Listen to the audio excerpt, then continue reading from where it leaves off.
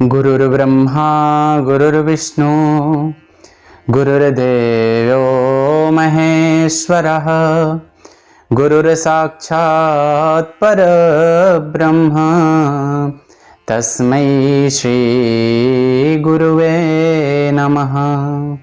आप सभी को जय श्री राधे।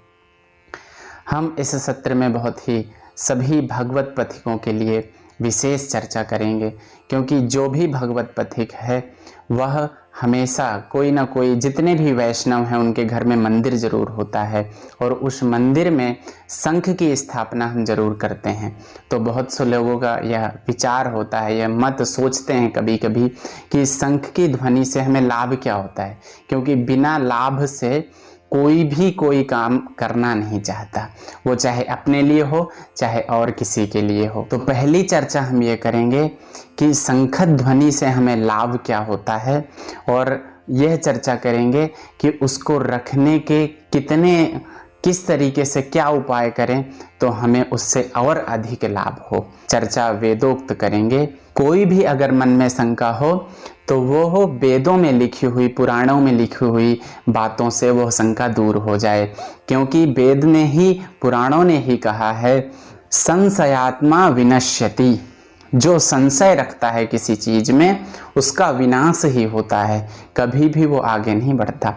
इसीलिए आप भगवत पथिक हैं, भगवत मार्गी हैं, तो आप कोई भी बिना शंका के यह सब करना, कोई भी मन में विचार मत रखना।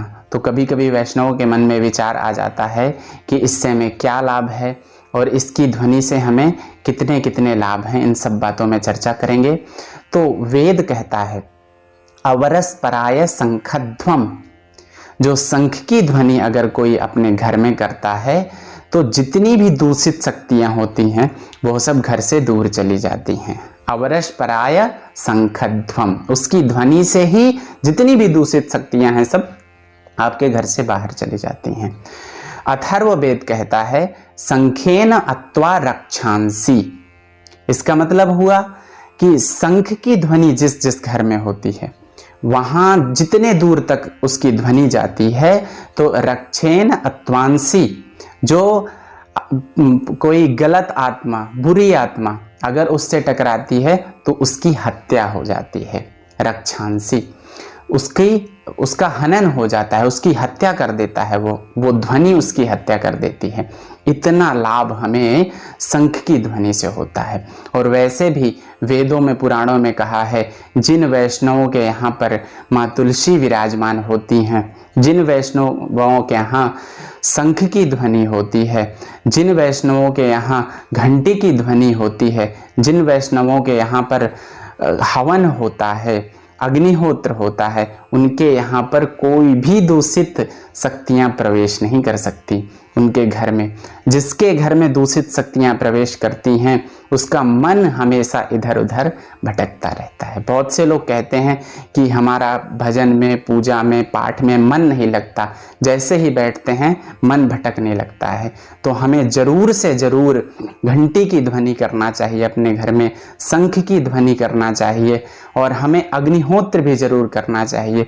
वेद और शास्त्र ये कहते हैं, क्योंकि वेद और शास्त्रों में कोई केवल कही हुई बातें नहीं हैं। वो जो पुराने ऋषियों ने लिखा है वो कोई भांग के नशे में नहीं लिखा है। उन्होंने अपने गोद में श्री बिहारी जी को बैठा के, अपने गोद में श्री राधा रानी को बिठा के उसका अनुभव करके ये सब बातें लिखी हैं। अगर आप इन सब मार्गों में चलेंगे, इन ऋषियों के कहे हुए मार्गों में, तो आप भी उसका अनुभव करेंगे, परंतु लगन से और पूर्ण श्रद्धा से करेंगे। तो संशयात्मा विनश्यति, बिना शंका के अगर आप ऐसा करते हैं तो जरूर आपको लाभ होगा। स्कंद पुराण कहता है विष्णुनः सह मोदते। जिसके घर में शंख की ध्वनि होती है वहां स्वयं भगवान विष्णु आकर विराजमान होते हैं, उसके समक्ष आ जाते हैं। ऐसा ऐसा वेदों में शंख ध्वनि के बारे में विचार कहा गया है। तो आप जरूर से जरूर अपने मंदिर में, जो आपके घर में मंदिर है, उसमें शंख की ध्वनि जरूर करें। कोई भी वैष्णव ऐसा ना हो जो अपने मंदिर में शंख की स्थापना ना करे। इससे अनेक लाभ हैं। अंततो गत्वा वेद हमें कितनी सुंदर बात बताता है। अंततो गत्वा मैं आपको एक छोटा सा उपाय बता दूं कि इस उपाय से आपको कितना बड़ा लाभ होगा। उसमें कोई विशेष आपको कुछ खर्च नहीं करना, कुछ लगाना नहीं है, ज़्यादा कुछ श्रम नहीं करना। आपको बस छोटा सा उपाय करना है। शंख की अपने जो मंदिर में स्थापना करनी है और उसमें जल भर कर रखना है। तो वेद उसके बारे में क्या कह रहा है? शंख मध्ये स्थितं तोयम भ्रामितं केशवं हरिं अंगलग्नं मनुष्याणां सर्वपाप विमोहति। वेद शास्त्रों में लिखा है कि अंगलग्नम मनुष्याणाम सर्व पाप विभोहति। उसमें जो रखा हुआ जल है उसका छिड़काव अगर आप अपने मंदिर में, अपने घर में, अपने ऊपर अगर एक बार कर लेते हैं, या किसी और भी आपका जो सगा संबंधी आता है उसके ऊपर अगर उसका छिड़काव कर देते हैं, तो सर्व पाप विभोहति, सारे पापों का नाश हो जाता है। इतनी छोटी सी बात में आपको कितना बड़ा लाभ है। तो आप सभी से मेरा यही निवेदन है कि हर वैष्णवों के यहाँ मंदिर तो जरूर होता है, तो उस मंदिर में शंख की स्थापना जरूर करें, और जब भी आप पूजा करते हैं उस समय शंख की ध्वनि जरूर करें, और इससे आप लाभान्वित हों। और आपके मन में अगर कोई और भी प्रश्न है तो आप कमेंट बॉक्स में बता सकते हैं, और ज़्यादा से ज़्यादा लोगों तक इसे शेयर करें, वो भी इससे लाभान्वित हों। तो आप सभी को जय श्री राधे।